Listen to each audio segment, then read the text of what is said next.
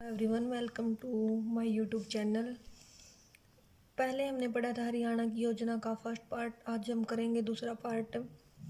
जो 2020 का वर्ष है उसको एक नाम दिया गया था सुशासन संकल्प। संकल्प का वर्ष भी कहा जाता है इसको। आगे 2021 के वर्ष है उसको सुशासन परिणाम दिवस के रूप में मनाया जाता है। 2022 का जो वर्ष है उसको अंत्योदय दिवस, जो अंत्योदय योजना शुरू की है, अंत्योदय दिवस के रूप में मनाया जाता है। और जो 2023 का वर्ष है उसको अंत्योदय निरोगी वर्ष, यानी जो गरीब लोग हैं उनके निरोग को दूर करने के लिए अंत्योदय निरोगी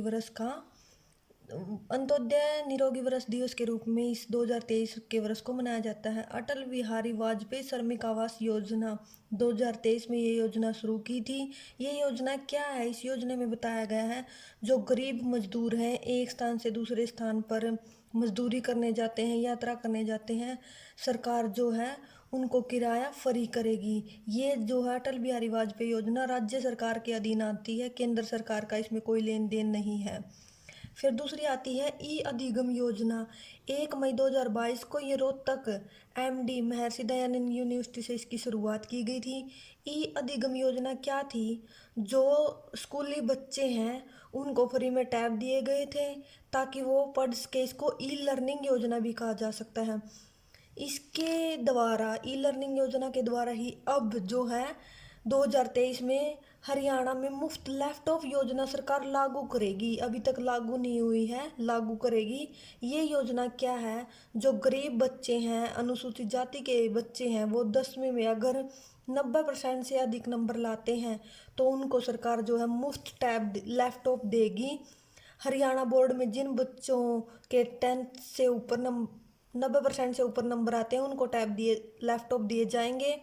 और जिन बच्चों के घरों में 2.5 लाख से कम इनकम है, हरियाणा में जो लैपटॉप की संख्या 500 होगी। इसके बाद आती है पितृत्व योजना। ये पितृत्व योजना क्या है? ये लाभ योजना है, कल्याणकारी योजना है, श्रमिक मजदूरों से संबंधित है।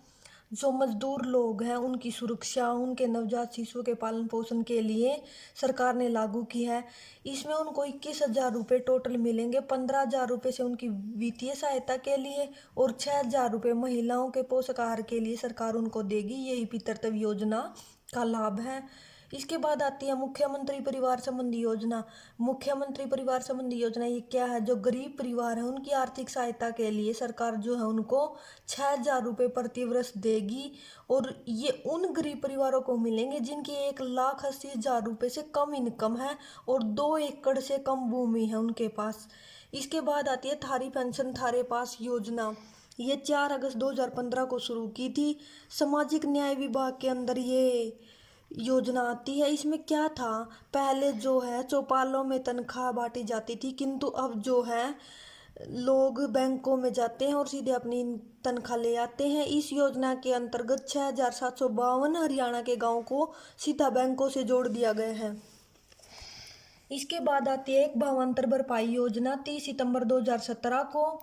ये किसानों से संबंधित योजना है। इसमें किसानों को जो फल सब्जी में जो नुकसान होता है उसका मुआवजा सरकार देगी, सरकार उनको प्रदान करेगी। 46 प्रकार की सब्जियां उनको लगाने की अनुमति दी गई है।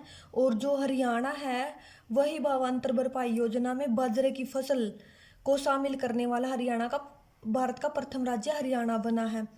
इसके बाद आता मेरी फसल मेरा ब्यौरा। ये योजना क्या थी? 7 अप्रैल 2020 में इसको लागू किया गया था।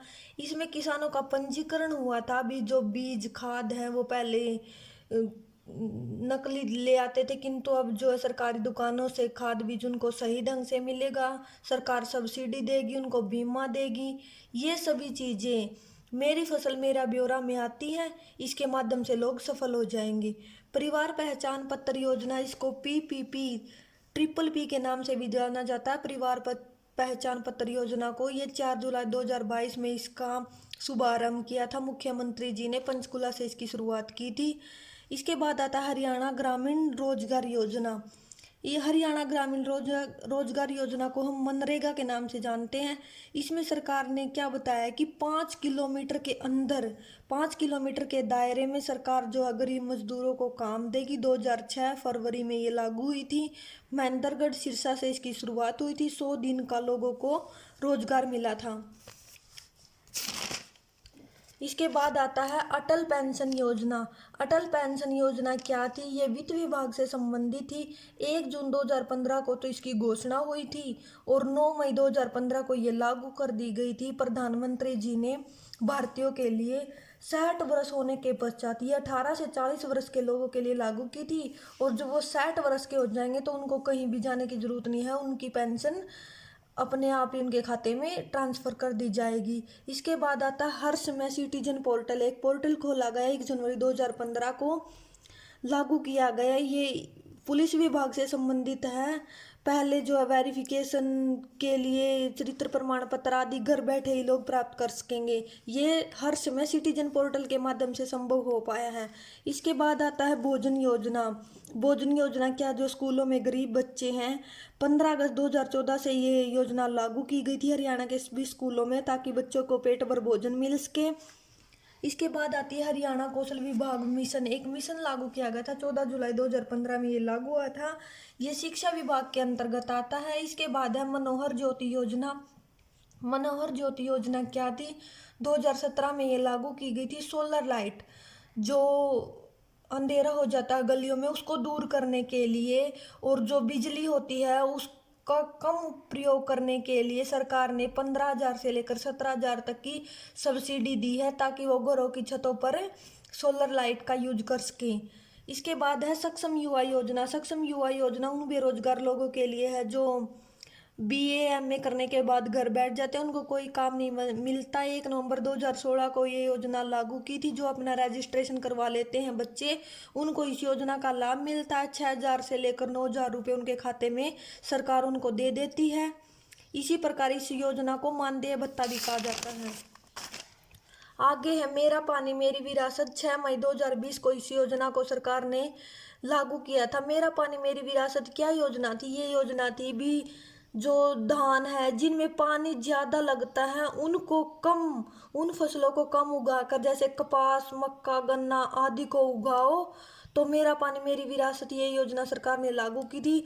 जो मनिका श्योकंद है वो ब्रांड एम्बेसडर बनी है मेरा पानी मेरी विरासत। इसकी ब्रांड एम्बेसडर मनिका श्योकंद है। जींद के उचाना गांव से इसका संबंध है। हरियाणा पशुधन बीमा योजना ये क्या थी? 29 जुलाई 2016 को ये योजना हरियाणा सरकार ने लागू की थी। इस योजना में जो किसानों के पशु मर जाते बीमारी के कारण, कमजोरी के कारण, उनको सरकार जो है इस योजना का लाभ देगी। इसके बाद है बैटरी संचालित योजना।